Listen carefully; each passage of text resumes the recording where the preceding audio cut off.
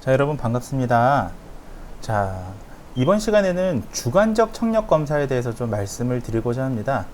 역시 거듭 좀 말씀을 드리자면 우리가 실은 여러분들이 이제 4학년이기 때문에 국가고시를 좀 생각을 하자면 실은 청력 검사 부분이 좀 중요합니다.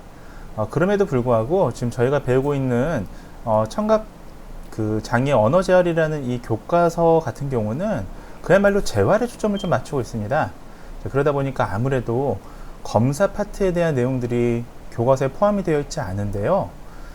그러다 보니까 이제 많은 학생들이 몇몇 학생들이 좀 이 부분을 좀 잘 정리해 주셨으면 좋겠다라고 해서 제가 특별히 수업 중간에 이 파트를 넣었습니다. 그리고 주관적 청력 검사가 끝나고 나면 마지막으로 남은 게 이제 성인기, 노인기거든요. 이 두 개의 파트를 강의하고 나면 여러분들 한 학기 이제 수업이 끝날 것 같습니다. 자, 여러분들 성인기, 노인기의 언어재활 부분도 뭐 중요는 합니다만 역시 중요도로 따지자면 여러분들 청력 검사가 사실 제일 중요해요. 그래서 그 청력 검사, 그 다음이 우리 그 청등 재활이라는 파트 예전에 하셨잖아요. 음해 탐지, 변별, 확인, 이해로 구성되는 그 네 가지요. 그래서 그 두 가지 파트가 사실은 청각장애 파트에서는 가장 중요한 부분으로 전통적으로 이루어져 왔습니다. 특히 국가고시에서요. 그러니까 여러분들 우리 지난 시간에 보셨던 객관적 청력 검사와 더불어서 주관적 청력 검사 굉장히 중요한 파트니까 조금 관심 있게 보셨으면 좋겠습니다. 자, 그러면 지금부터 주관적 청력 검사에 대해서 말씀을 드리겠습니다. 자, 그 전에 여러분들 주관적 청력 검사라 하면 여러분들 자, 객관적 평가가 있고 주관적 평가가 있는데 우리가 객관적 평가 말씀을 드릴 때 서두에 여러 번 말씀을 드렸습니다만 청력 검사에서 주관적인 평가, 객관적인 평가 도대체 어떻게 크게 거시적으로 구분할 수 있을까요? 여러분들 우리가 청력 검사를 하면 결국은 청력 손실 정도와 유형을 평가하는 것이 핵심인데 자, 주관적이고 객관적이고를 어떻게 나누느냐 다시 한번 복습점에서 제가 넣어봤습니다. 자, 그래서 주관적 평가라고 하면 결국 핵심은 뭐다? 자, 대상자의 주관에 의한 반응한 결과 이것이 반드시 들어가야 됩니다. 즉, 이 평가는 대상자가 소리를 듣고 이 소리가 들리는지 안 들리는지에 대해서 대상자의 반응에 초점이 맞춰져 있습니다. 자, 그러다 보니까 아동의 협조가 매우 중요하죠. 자, 여러분들 만약에 아동의 인지 수준이 좀 저하되어 있거나 뭐 꼭 아동이 아니더라도요. 예컨대 뭐 성인이나 노인 환자 같은 경우에도 예를 들면 검사나 지시 문항을 이해하지 못한다면 어떨까요? 이 주관적 평가를 사용할 수 있을까요? 없을까요? 네, 맞습니다. 어느 정도의 검사를 이해할 수 있는, 검사 절차를 이해할 수 있을 정도의 인지 수준을 가지고 있어야 주관적 평가가 가능하겠죠. 자, 대표적인 검사는 뭐가 있을까요? 자, 3개 반드시 알아두시기 바랍니다. 이게 제가 체크를 하고 싶어도 이게 여기선 체크가 안 됩니다. 이거 되네요. 야, 수능 청력 검사, 어음 청력 검사, 유아 청력 검사 3개 굉장히 중요해요. 그래서 여러분들 주관적인 평가를 하면 반드시 이 3가지를 알아두셔야 된다라는 말씀을 좀 드렸습니다. 네, 아이고 이건 안 되네요. 자, 잠시만요. 예, X 닫기. 네, 원래대로 돌아갔습니다. 자, 이게 제가 녹화하면서 참 여러 가지 판서를 좀 하고 싶은데 이게 여건상 좀 되지가 않아요. 여러분들 좀 양해해 주시기 바라고요. 자, 객관적인 평가는 뭐다? 우리 지난 시간까지 배우셨던 거죠? 그래서 객관적인 평가는 청력 손실 정도를 자, 핵심 뭐다? 청각장애 아동의 반응 없이 자, 반응이 필요가 없습니다. 자, 왜냐하면 아동의 반응 없이도 어떤 정기적 신호자극에 의해서 반응 결과가 산출이 되거든요.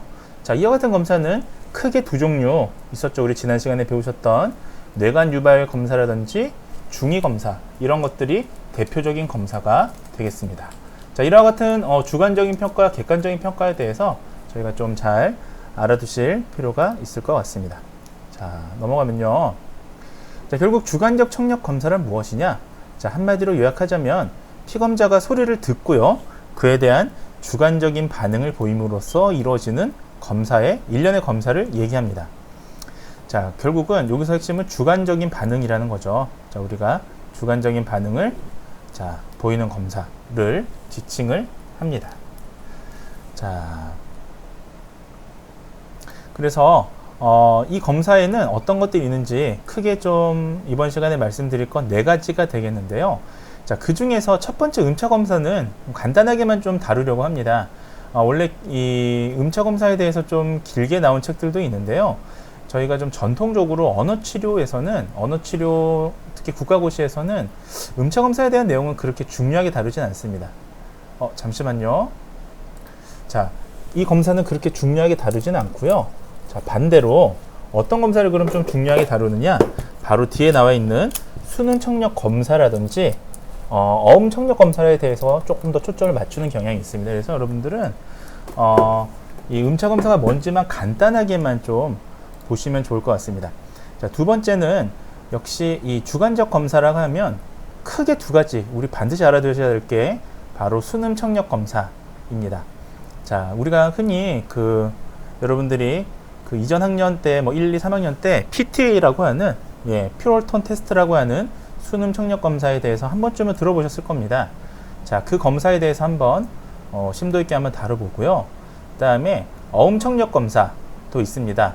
자, 이 어음 청력 검사는 말 그대로 어음이라는 게 뭘까요? 말소리를 얘기합니다. 그래서 말소리에 대해서 우리가 잘 알아들을 수 있는지를 보는 어음 청력 검사도 후반부에 좀 말씀을 드리려고 합니다. 실은 여러분들 청각장애를 결정하는 데 있어서 수능 청력 검사가 중요할까요? 아니면 어음 청력 검사가 더 중요할까요? 물론 둘 다 중요합니다만 상대적으로 저희가 청각장애우분들이 어려워하는 게 뭔지를 한번 고민해 보시면 수능보다는 말소리를 듣는 게 어렵죠. 그래서 어음 청력 검사 결과치가 조금 더 강조되는 경향이 있습니다. 자, 마지막으로 차폐라고 하면 여러분들 이 마스킹이라고 해서요, 이렇게 소리를 덮는 걸 우리가 차폐라고 합니다. 자, 어떤 경우에 쓰냐면, 자, 우리가 양쪽 귀가 둘 다 손상되는 경우도 있지만, 자, 편측 손상이 있는 경우도 있어요. 둘 중에 한쪽만 손상되는 경우에 정확하게 우리가 알기 위해서 차폐라는 것을 시행합니다. 즉, 소리 자극을 들려주는 쪽 소리만 잘 파악할 수 있게 보는 거죠. 자, 이와 같은 것들을 우리가 이번 시간에 좀 다루려고 합니다. 자, 먼저 청력 검사 한번 살펴보시죠. 청력 검사의 종류가 있습니다. 자, 보시면 앞서 제가 가장 핵심되는 건 수능 청력 검사와 어음 청력 검사라고 말씀을 드렸는데요. 자, 수능 청력 검사는 여러분들 기도 검사가 있고 골도 검사가 있습니다. 자, 여기서 말하는 기도라는 건, 자, 공기할 때 그 한자 기자예요. 도는 길도자입니다. 즉, 공기를 통해서 전달되는 소리를 검사하는 걸 우리가 기도 검사라고 하고요. 자, 여기서 말하는 골은 뼈입니다. 뼈. 자, 그래서 골도는 뼈를 통해서 진행되는 소리를 검사하는 겁니다. 자, 이게 소리에 대한 기초적인 내용들은 우리가 청각학이라는 이제 저학년 수업 때, 1학년 수업 때 아마 배우셨을 텐데요. 자, 소리의 전달 매개체를 보시면 소리는 공기를 통해서도 전달이 됩니다만, 소리는 물체를 통해서도 전달이 됩니다. 여러분들 예전에 이렇게 실로 연결한 이렇게 종이컵 전화기 같은 거 만들어서 놀기도 하고 하잖아요. 자, 소리는 물체를 통해서도 전달이 되죠. 자, 그래서 우리 지금 인체에 있어서의 뼈는 일종의 소리를 전달하는 물체이기도 합니다. 고체이죠. 그래서 우리는 이쪽의 소리가 들려도 반대쪽으로 소리를 들을 수 있는 이유는 이 두개골을 통해서 소리가 전달되기 때문이에요. 자, 그래서 기도검사, 골도검사는 우리가 소리의 전달력을 보기 위해서 보는 거예요. 뒤에서 좀 살펴보도록 하겠습니다. 자, 어음 청력 검사하면 여러분들 가장 중요한 건 가천 역치예요. 뒤에서 좀 말씀을 드릴 텐데 어느 정도까지 소리를 들을 수 있느냐를 얘기하는 것이 바로 역치라는 표현을 쓰고 있습니다.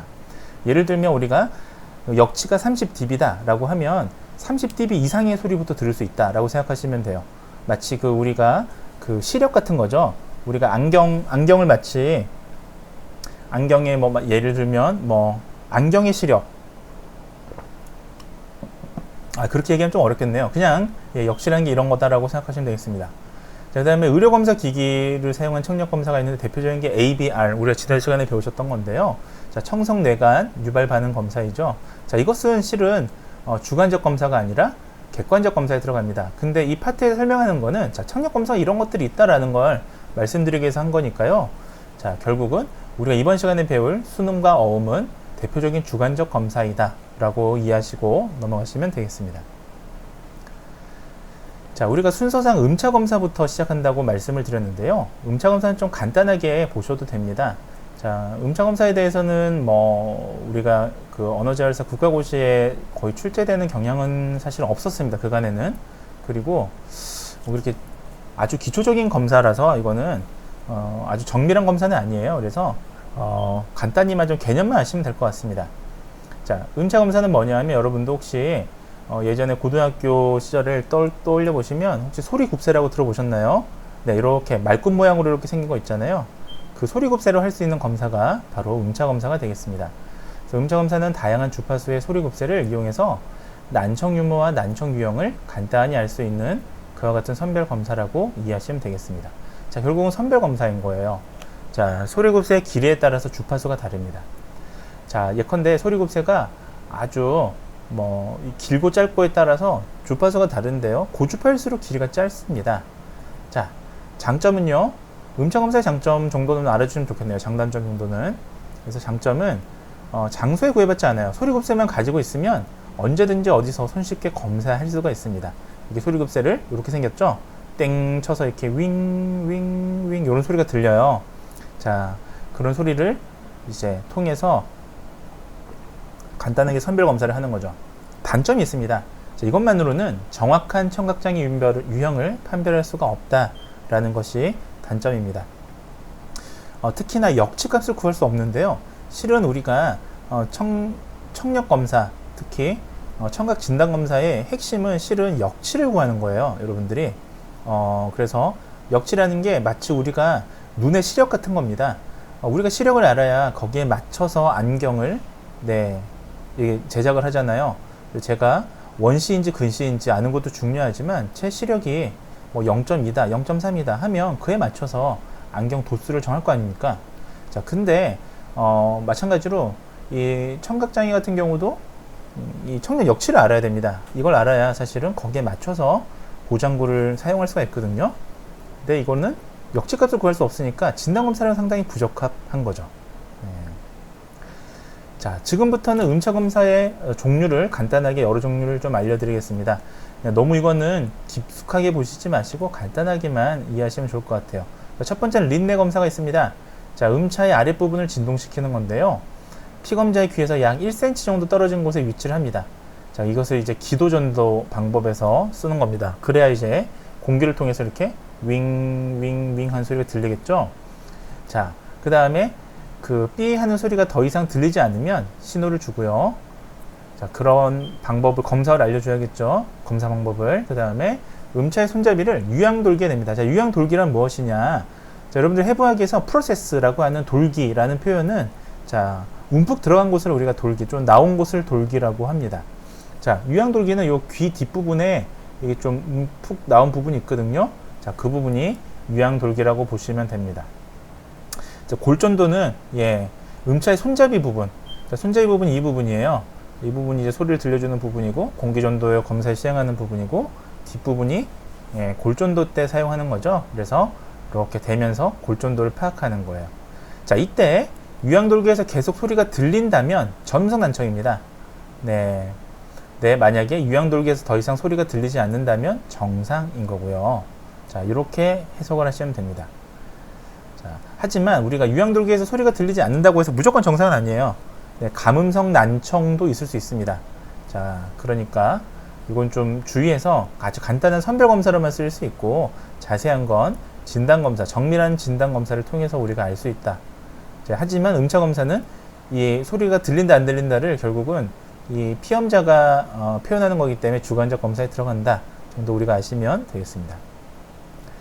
자, 음차검사의 두 번째는 웨버 검사입니다. 자, 앞에랑 뭐가 차이가 있느냐? 린네 검사는 이 귀 이렇게 이 수평 방향으로 되는 거고요. 린네 검사는 이 가운데다, 정수리 부분에 되는 겁니다. 자, 우리가 핵심 키워드만 좀 아시죠? 이거는 너무 깊게 하실 필요는 없는데요. 음차 검사의 웨버 검사는 자, 어떨 때 사용하느냐? 자, 키워드는 편측성 난청입니다. 그래서 편측성 난청자에게 유용한 검사가 바로 웨버 검사다라고 하시면 되겠습니다.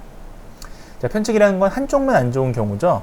사실 우리가 청각장애분들이 양측성 난청도 있습니다만 편측성 난청자들도 있습니다. 그래서 피검자의 청력이 안 좋은 귀가 어딘지를 우리가 확인한 이후에 자, 검사를 하는데요. 음차의 아랫부분을 진동시킵니다. 자, 띵 소리가 들리죠. 그러면 자, 요 모양으로 지금 이렇게 수직 모양으로 이렇게 갖다 댑니다. 이마 위 중앙 요 부분에 대요. 그러면 소리가 자, 이 중에서 좌쪽, 우쪽 중에서 자, 왼쪽, 오른쪽 중에서 어느 쪽에서 소리가 들리느냐에 대해서 신호를 주도록 하죠. 그래서 이쪽에 들리면 이렇게 손을 들면 되고요. 왼쪽에 들리면 이렇게 왼쪽 손을 들게 합니다. 자, 외부검사 언제 쓴다고요? 편측성 난청자한테 쓰는 거고요. 비대칭 난청을 전제로 합니다. 자, 따라서 자, 이 사람이 이제 비대칭 난청이라는 걸 알고 나서 이 외부검사를 하는 거예요. 자, 만약에 청력이 나쁜 쪽 귀에서 소리가 들린다면 자, 이것은 전음성 난청이 되겠고요. 자, 나쁜 쪽 귀에서 소리가 들리지 않아요. 자, 이거는 나쁜 쪽 귀가 감음성 난청이라는 겁니다. 자, 그래서 네, 그렇겠죠. 소리가 아예 전달이 안 되니까 들리지 않는 게 해석을 못 하니까요. 자, 그러니까 자, 결국은 핵심은 음차 검사의 외부 검사는 편측성 난청자를 파악하기 위한 간단한 선별 검사다 정도 아시면 되겠습니다. 자, 그 다음에 슈바바 검사라고 합니다. 자, 이번에는 슈바바는 뭐냐? 자, 슈바바 하면 여러분들 반드시 아셔야 될 건 그냥 키워드 하나, 골전도예요. 자, 슈바바, 골전도. 음차 아랫부분을 진동시킵니다. 자, 골전도 할 때는 항상 이 소리급수의 아랫부분입니다. 그래서 아랫부분을 진동을 시키게 되고요. 자, 음차 손잡이를 피검자의 유양돌기, 역시 마찬가지로 유양돌기에 갖다 댑니다. 자, 그러면 삐 소리가 이제 더 이상 들리지 않으면 신호를 달라고 하고요. 자, 검사자의 청력이 정상이라는 전제하에서 유양돌기에 음차 손잡이를 갖다 대는 거죠.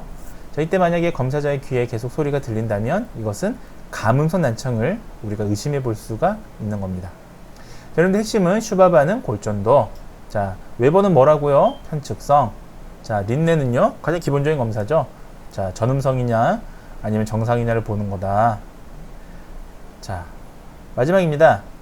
음차 검사의 네 번째는 빙 검사입니다. 자, 빙 검사는요, 웨이도 폐쇄 효과의 원리에 따른 검사입니다. 자, 웨이도 폐쇄 효과. 자, 이것은 무엇이냐면요, 정상인 경우에는 웨이도가 폐쇄돼서 소리가 크게 들려요. 다시 전음성 난청이라면 자, 이런 경우가 없는데요. 자, 어떻게 하냐면 음차의 아랫부분을 진동시켜요. 역시 마찬가지로 얘를 땡 소리 종처럼 치면 음차 손잡이를 피검자 유양돌기에 갖다 댑니다. 역시 마찬가지로 삐 소리가 더 이상 들리지 않으면 자, 신호를 주도록 하고요. 자, 그 다음에 그 손가락으로 웨이도를 차단합니다. 이렇게 귀 구멍을요. 그렇게 했을 때 자, 소리가 다시 크게 들린다면 이건 정상이고요. 이런 현상이 없다면 전음성 난청을 의심하는 거예요. 우리가 웨이도를 이렇게 막으면 소리가 갑자기 좀 크게 들리거든요. 자, 이게 빙 검사다. 그래서 음차 검사의 네 가지 지금까지 보셨습니다. 자, 음차 검사는 결국은 종합하면 뭡니까? 그냥 유형 정도만 간단하게 우리가 장소나 시간에 구애받지 않고 할 수 있는 소리곱슬을 이용한 검사다. 자, 여러분들 이거 기초적인 건데요.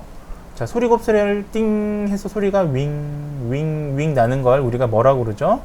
음파에서는 자, 1번 정연파, 2번 정직파. 뭘까요? 답은 1번 정연파죠. 자, 이것을 정연파라고 합니다. 사실 이렇게 순음이 이렇게 계속 순음 압축파, 휘박파, 압축파, 휘박파 이렇게 윙 이런 소리로 나는 거는 여러분들 자, 소리곱새밖에 없어요. 그래서 소리곱새에서 나는 소리를 특별히 정연파라고 부르는 겁니다. 자, 이번에는 말소리와 청력에 대해서 좀 말씀을 드릴게요. 왜냐하면 우리가 주관적 청력 검사를 하는 게 결국은 PTA랑 자, 어음 청력 검사에 좀 초점이 맞춰져 있는데 자, 그걸 우리가 이해하시려면 자, 청력 범주를 우리가 좀 알아야 됩니다. 자, 여러분들 인간이 들을 수 있는 가청력치는 뭐다? 20에서 2만 헤르츠예요. 별거 아닌 것 같지만 굉장히 중요한 겁니다. 여러분들 청능사 시험 보면 이런 거 기본적으로 외워야 돼요. 자, 20Hz 이하의 소리는 우리가 들을 수가 없어요. 자, 그래서 20Hz 이하의 소리를 우리가 아음파라고 하죠. 자, 2만 Hz 이상의 소리도 우리가 들을 수가 없습니다. 자, 그래서 2만 Hz 이상의 소리는 초음파라고 하죠. 그래서 여러분들 바닷속에서 돌고래들이 초음파로 소리를 낸다라고 할 때 그 초음파 돌고래 소리를 우리 들을 수가 없어요. 우리 가청력치를 넘어갔기 때문에. 자, 근데 우리 말소리 주파수 대역이 있죠. 그래서 이 주파수 대역이 우리 실제로 말소리를 듣는 데 있어서 중요한 주파수입니다. 그래서 자, 여기 이게 스피치 버네너라고 하는데요. 소리 바나나라고 하는데, 보시면 자, 우리 인간의 말소리는 250Hz에서 자, 길게는 8000Hz까지 한 6000에서 8000까지도 봅니다. 이렇게 구성이 돼 있습니다. 자, 그래서 보시면 이건 여러분들 개론 때 많이 보셨을 거예요. 자, 보시면 자, 특징이 어떻게 되느냐? 모음일수록 고주파예요, 저주파예요? 자, 모음은 저주파입니다. 왜? 소리 방해를 받지 않아요. 소리 방해를 받지 않기 때문에 에너지가 그대로 나옵니다. 자, 저주파일수록 강한 에너지 대역에 들어갑니다. 자, 그 다음에 저주파 소리 중에 대표적인 게 또 무슨 소리가 있나요? 자, 이런 소리 무슨 소리예요? 비음이죠? 자, 비음은 저주파 소리입니다. 자, 간폭 현상이라고 해서 이 코의 점막이 축축한데 이쪽을 통과해서 콧소리로 나오기 때문에 소리는 간폭돼요. 자, 그리고 반대로 여러분들 스나 뭐 이런 소리들 있죠. 쉬 이런 소리들은 마찰음에 해당이 되는데요. 자, 마찰음은 어떻습니까? 특징이 자, 고주파예요. 왜? 자, 마찰 성분이 크기 때문입니다. 자, 마찰 성분이 크려면 어떤 소리가 많이 소리에 포함이 되어야 되느냐? 바로 소음 성분이에요. 그래서 여러분들 아마 음성학과 음운론 시간에 터블런스라고 하는 용어를 들으셨을 텐데, 우리나라 말로는 뭐죠, 이게? 난기류가 될 텐데요. 자, 우리가 이 조음기관에서 아주 작은 틈으로 난기류가 발생되면서 나는 소리가 바로 마찰음이잖아요.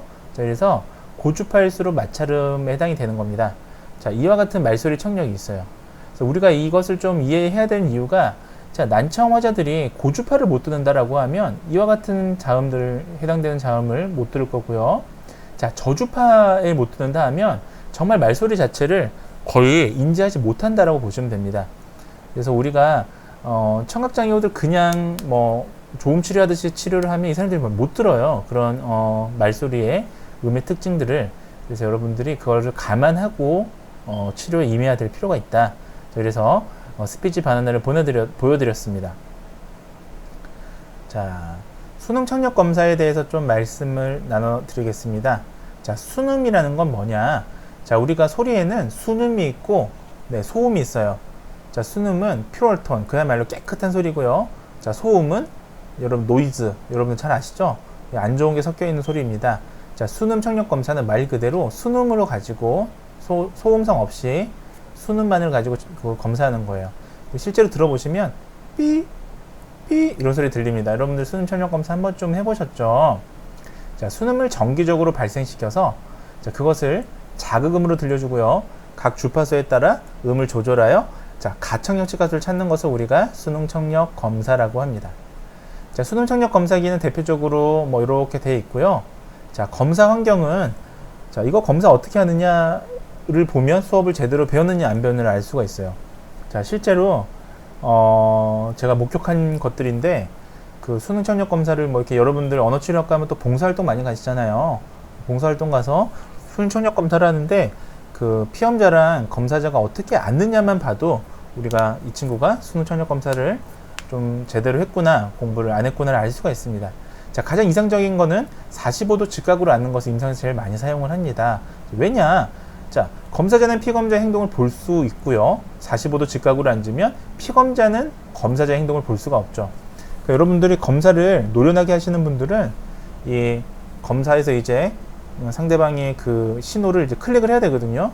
그거를 안 보이게 해야 됩니다. 여러분들 뭐 꼭 청력 검사뿐만 아니라 언어 검사도 정답이냐 뭐 오답이냐를 이렇게 그 뭐죠, 대상자가 볼 수 있게 하면 그거는 좀 아마추어죠. 프로는 그걸 볼 수 없게 해야겠죠. 자, 검사 환경은 그래서 서로 마주보고 앉을 수도 있고요. 등을 돌리고 앉을 수도 있는데 45도를 제일 많이 한다. 자, 서로 마주보고 앉으면 사실 장점은요, 피검자의 반응을 정확하게 관찰을 할 수 있지만 단점은 피검자가 이거를 인지해서 앞서 반응을 할 수가 있습니다. 여러분들 신호음 제시할 때 손가락 움직임을 볼 수가 있거든요, 피검자가. 그래서 마주보고 하는 건 사실 좋지가 않습니다. 그 다음에 피검자가 등을 돌리고 검사하는 경우가 그나마 좀 괜찮은 경우인데요. 자, 이것은 의도치 않은 단서는 차단할 수 있지만 피검자의 행동을 우리가 놓칠 수 있어요. 등을 돌리고 앉으면 여러분들 피검자의 얼굴을 볼 수가 없지 않습니까? 행동을. 그래서 이런 것들을 놓칠 수 있으니까 가장 좋은 건 뭐다? 45도 직각으로 앉으십시오. 가장 좋습니다. 수능 청력 검사는 이렇게 생겼고요. 이걸 우리가 저기 뭐라고 그러죠? 오디오메터라고 합니다. 오디오메터라는 기계고요. 보통 청력 검사하면 가장 기본적으로 우리가 갖추고 있는 기계다라고 보시면 되겠죠. 자, 말소리에 해당되는 다양한 주파수 대역에서 수능 자극을 50% 지각할 수 있는 음압을 역치라고 합니다. 여러분들 조음장애 시간대 보시면 우리가 뭐 조음에서 발달 연령, 습득 연령 이렇게 뭐 우리가 저기 배우잖아요, 공부하잖아요. 그래서 뭐 예를 들면 동일한 연령대에서 50% 정도 아이들이 뭐 사용할 수 있는 걸 습득 연령이라고 한다. 이런 식으로 여러분들 공부했을 겁니다. 마찬가지로 역치라는 건 수능 자극을 50% 이상, 50% 정도 지각할 수 있는 음압을 우리가 역치라고 합니다. 검사기는 이렇게 생겼고요. 얘를 돌려가면서 여기 클릭 눌러주면 검사 소리가 들어가죠. 그리고 이 청력도가 출력이 됩니다. 이 기계 안에서. 그래서 이런 것들을 쓰고 있죠. 이비인후과에 가면 똑같은 기계를 쓰고 있습니다. 자, 청력 역치의 정의에 대해서 좀 말씀을 드리겠습니다. 자, 조금 더 자세하게 보자면 청력 역치란 무엇이냐? 자, 지금부터 말씀드리는 수능 청력 검사와 어음 청력 검사에서는 청력 역치라는 게 굉장히 중요한데, 자, 그러면 그렇게 중요한 청력 역치 도대체 뭐냐? 지금부터 간결하게 정의를 좀 내려드리겠습니다. 자, 청력 역치란 피검자가 들을 수 있는 가장 작은 강도의 소리예요. 자, 그래서 결국은 이 정도 소리까지 들을 수 있다라고 생각하시면 됩니다. 자, 이것을 우리가 역치라고 합니다. 자, 특별히 수능 청력 검사를 산출 땐 청력 역치의 단위는 HL이라고 우리가 표시하는데요. 자, 0dB HL이란 뭐냐? 결국 소리가 없다는 건 아니에요. 우리가. 자, 이거는 뭐냐 하면 우리가 0이라는 게 물리학적으로 아예 소리가 없는 것이 아니라 우리가 가장 작은 소리 강도, 물리적으로 소리는 있습니다만 우리가 들을 수 있는 아주 미세한 가장 작은 소리 강도를 우리가 0dB라고 하는 거예요. 여러분들 뭐 대표적으로 우리 온도에서 0도는 물리적으로 0도 어떻게 설정한 거예요? 물이 어는 온도 또는 얼음이 녹는 온도를 우리가 0이라고 하잖아요.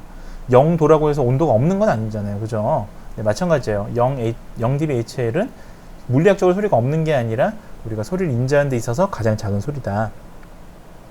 자, 마이너스 10dB를 듣고 소리가 있다고 반응하는 경우도 있어요. 이거는 뭐냐 하면 평균적인 사람보다 소리를 훨씬 잘 듣는 정말 예민하신 분들, 여기 예민하다는 게 나쁜 뜻이 아니고요. 예를 들면 청력이 굉장히 절대 음감 뭐 이런 거 있죠. 예를 들면 뭐 작곡하시는 분들, 음악 하시는 분들은 아주 작은 소리도 잘 들을 수 있습니다.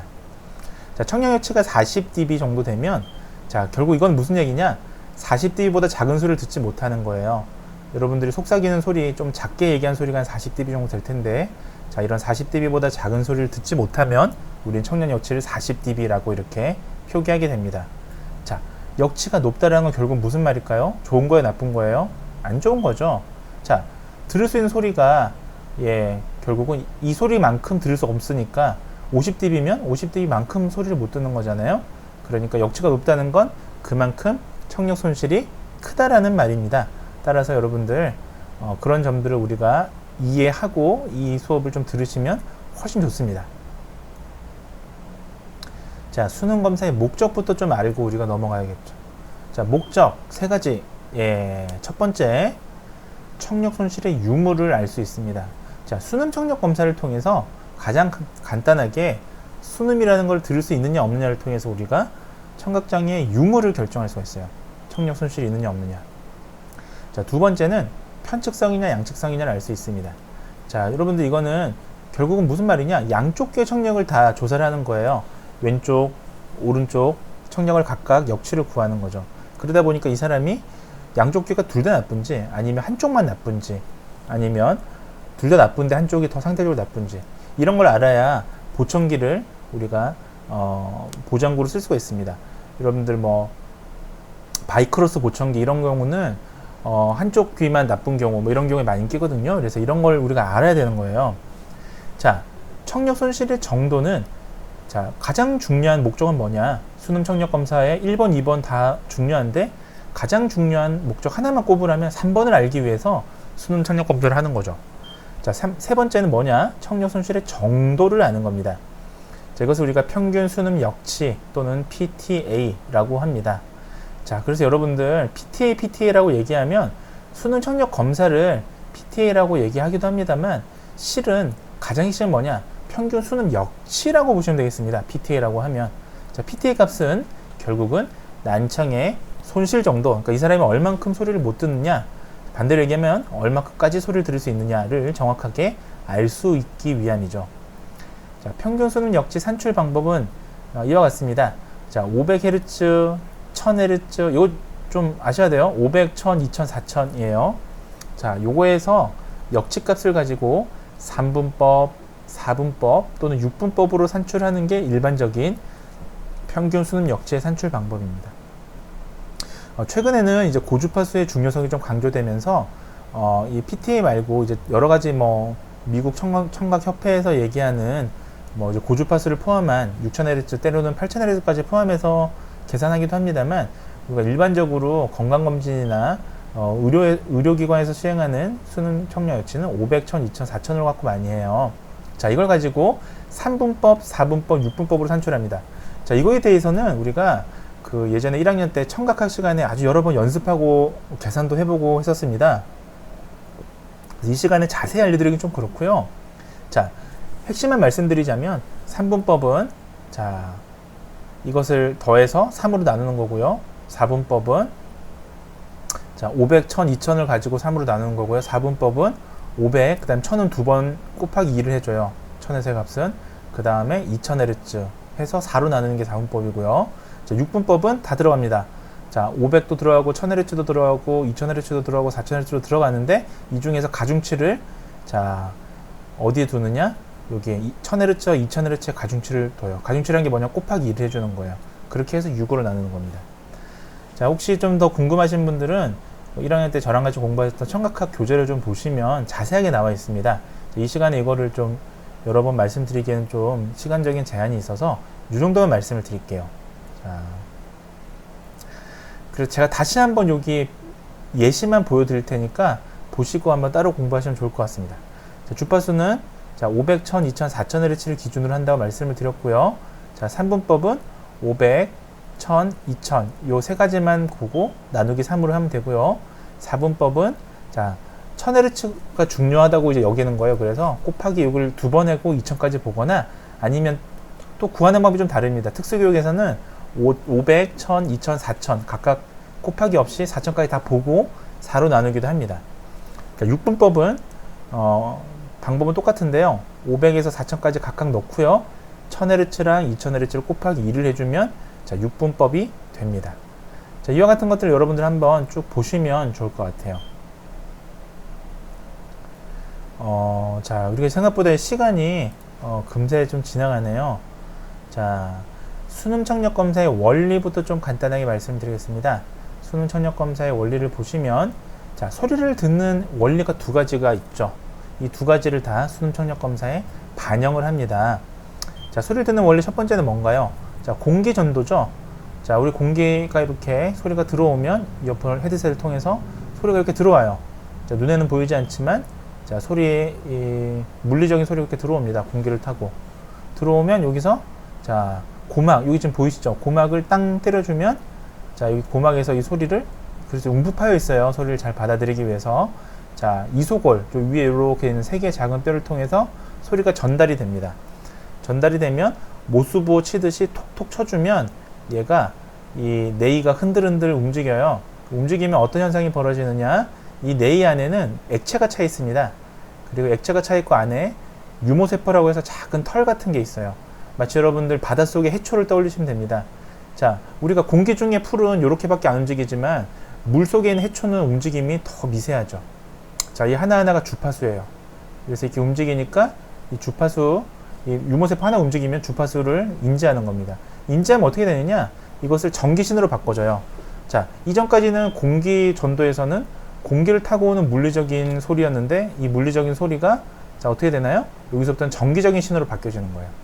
전기적인 신호로 바꿔져서 자, 여기 청신경역에 통해서 이제 뇌로 들어가면 이것이 공기전도의 소리를 듣는 원리이죠.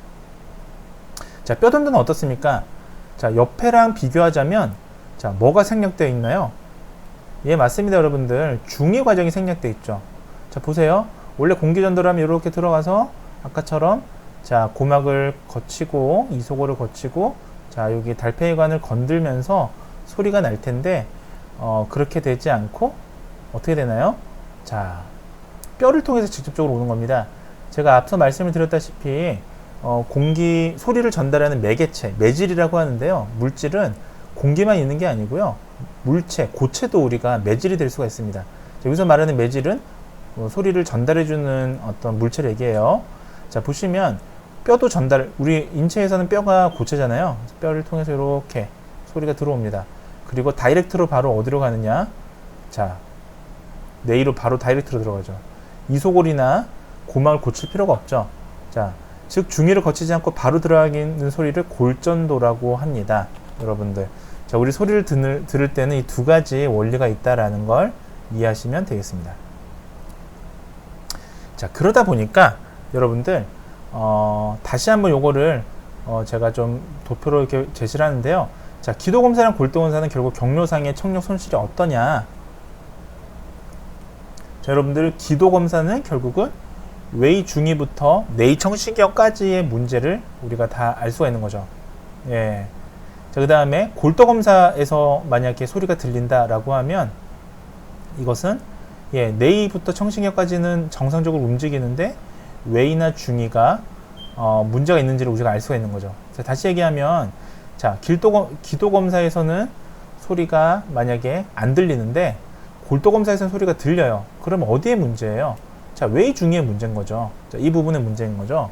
그렇게 이해하시면 되겠습니다. 그래서 자, 이것을 조금 더 쉽게 여러분들 정말 이 나중에 국가고시 준비를 위해서 암기를 해야 된다라는 그 시간이 오면 나중에는 이해하면 제일 좋아요. 이해하면 제일 좋은데 시험이 다가오면 여러분들 막 긴장되고 하니까 이해도 잘 안 돼요. 그때는 무조건 좀 머릿속에 때려 넣어야겠다, 암기해야겠다라고 할 때는 자, 이렇게 암기하시면 됩니다. 자, 기도전도는 자, 결국은 청각 손실을 얘기하는 건데 자, 결국은 기도전도에서 청각 손실이 있어요. 그러면 어디를 의심할 수 있다?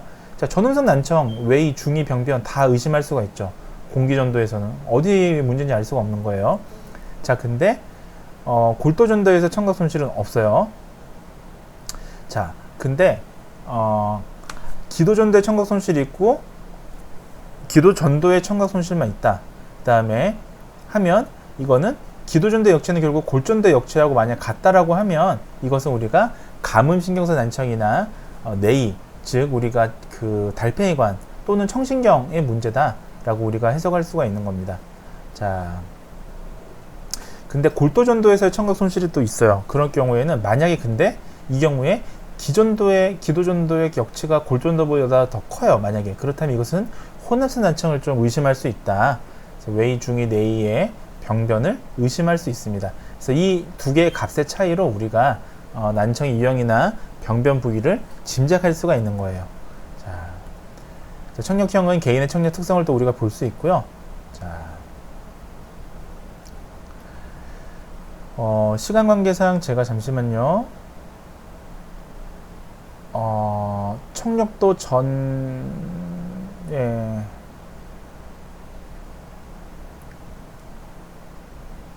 자, 요 청력도까지만 하면 딱 시간이 맞을 것 같습니다. 자, 수능 청력 검사의 방법이 있습니다. 자, 먼저 기도 검사가 있고요. 그 다음에 골도 검사가 있습니다. 자, 먼저 기도 검사를 먼저 하죠. 그 다음에 헤드폰이나 이어폰을 이렇게 끼고요. 자극음 및 청각 경로를 모두 거치는 게 이제 기도 검사입니다. 그래서 외이부터 중위를 거쳐서 내이까지 소리가 들어오는 이 경로를 파악하는 게 기도 검사고요. 자, 자극음은 여러분들 자극음은 한 1에서 2초 정도밖에 안 됩니다. 삐 정도 소리예요. 그래서 너무 길면 역치가 되게 좋게 나타날 수가 있거든요. 너무 짧으면 이 소리를 우리가 뇌가 받아들이는 데 있어서 좀 제한이 있습니다. 시간적인. 그래서 통일해 놓습니다. 삐 이 정도로요. 자, 그래서 1, 2초 앞으로 여러분들이 만약 수능 청력 검사의 기도 검사를 시행한다면 한 2초 이내로 하셔야 됩니다. 자, 자극음 간격은요. 최소한 자극음보다 길게 줘야 돼요. 그리고 이거 좀 초보이신 분들이 삐 하고 또 그 다음 주파수에서 삐 하고 뭐 이러는데 이 간격을 불규칙하게 제시해야 됩니다. 안 그러면 이 대상자가 예측을 하거든요. 똑같은 동일한 간격으로 소리를 주는구나. 실제 소리가 안 들려도 누를 수가 있잖아요. 그러니까 오반응을 방지하고자 자극음은 불규칙하게 제시해야 됩니다. 자, 검사기는 자, 지금부터 가이드라인 좀 알려드릴게요. 좋은 쪽 키 먼저 하세요. 여러분들 수능 청력 검사는 대상자한테 물어보고 대상자가 청력을 이미 알고 있으면 좋은 쪽 키를 먼저 합니다. 자, 근데 대상자가 모를 수도 있어요. 처음 검사하는 분들은 어느 쪽 키가 더 잘 들리는지 모를 수 있어요. 모르면 어디서부터 한다? 오른쪽부터 합니다. 자, 강도 조절 방법은 정상 청력은 30dB HL보다 작은 소리로 제시하고요. 자, 청각장애를 의심된다고 하거나 아니면 보청기를 착용하고 있는 대상자 같은 경우는 처음부터 70dB HL을 제시를 합니다. 자, 그리고 정상 청력은 아주 작은 소리부터 제시하는 거고요. 자, 청각장애 의심된다면 큰 소리부터 시작을 하는 거예요. 그렇게 해서 줄여가는 겁니다. 자, 강도 조절 방법은 상승법, 하강법, 수정법이 있는데 한번 읽어보시면 좋을 것 같습니다. 자, 상승법은 작은 소리부터 점점 소리 강도를 높이는 걸 상승법이라고 하고요. 하강법은 큰 강도부터 안 들리는 강도를 찾는 거예요. 자, 수정법은 소리에 대한 반응을 보는 건데요. 자, 소리에 대한 반응이 있는 그 시점부터 10dB를 낮추거나 반응이 없으면 5dB를 높이거나 이렇게 왔다 갔다 하면서 수정하는 방법이 있습니다. 자, 자세한 거는 좀 청각학 교재를 살펴보시면 좀 내용들을 더 잘 알 수 있을 것 같아요.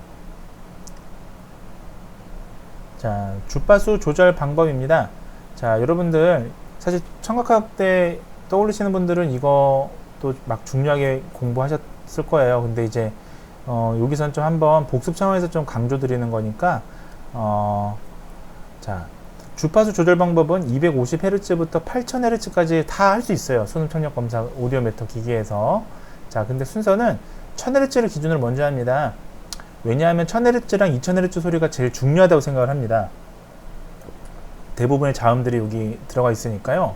어음 청력 검사가 아님에도 불구하고 수능도 역시 말소리가 가장 많이 포진해 있는 이 소리 위주로 하죠. 그래서 1000Hz, 2000Hz, 4000Hz, 8000Hz까지 가면 다시 1000Hz 왔다가 이제 다시 밑에 Hz인 500Hz, 250Hz 요 순서로 합니다.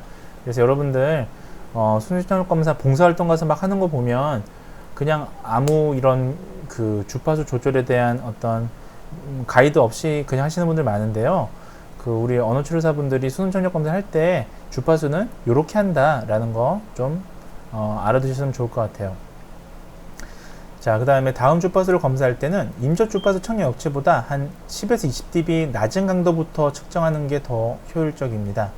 자, 안 그러면 다시 처음부터 뭐 70dB부터 다시 찾아서 해야 되잖아요.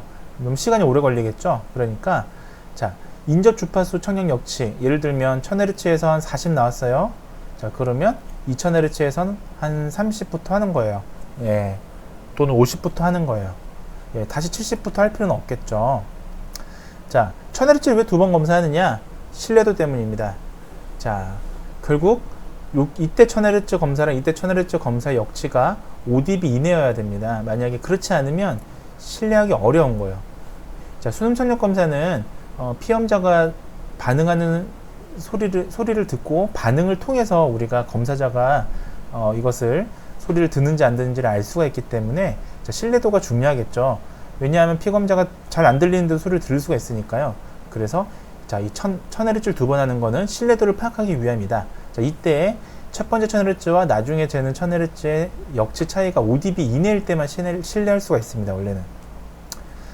자, 그 다음에 골도 검사는 그 이후에 하는데요. 뇌에 전달되는 경로 이상 유무를 확인하는 겁니다. 결국 골도 검사는 어떤 과정에 빠졌다?